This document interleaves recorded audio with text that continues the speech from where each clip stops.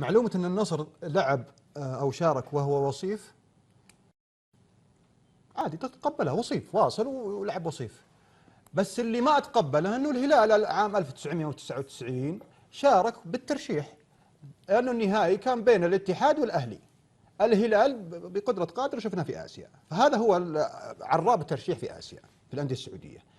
بالنسبة لي الغيابات عن البطولات الخارجية، أنا بالنسبة لي المقياس آسيا.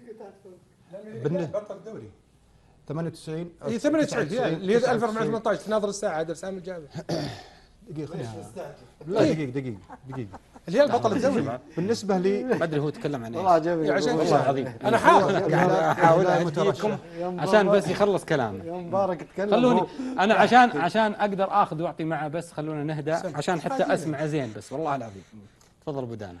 خلينا نتكلم زين عشان تسمعنا زين. تفضل. ما كل بدي قاطعونا. فبالتالي الهلال شارك في آسيا عام 99 أو 98 وهو ليس بطل. شارك كان النهائي ما بين الاتحاد والأهلي، فاز فيه الاتحاد، واللي شارك زعيم الترشيح. اي نهائي؟ كاس عام 98 أو 99.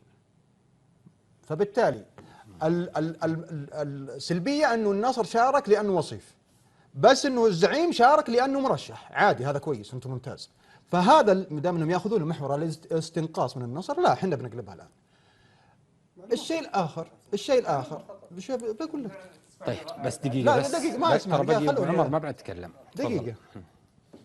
الشيء الاخر عندنا انا بالنسبه لي المقياس بطوله اسيا او البطولات التي تندرج تحت بطوله اسيا، لا خليج ولا بطوله عربيه، كلها بطولات انا اعتبرها وديه غير رسميه، لا تشارك فيها المملكه العربيه السعوديه الا باهداف بحكم ان المملكه مظله الخليج والعرب، وبالتالي هي التي دائما تحمل في لوائها على خلق روح التعاون ما بين الاخوه العرب والخليجيين من خلال البطولات الرياضيه.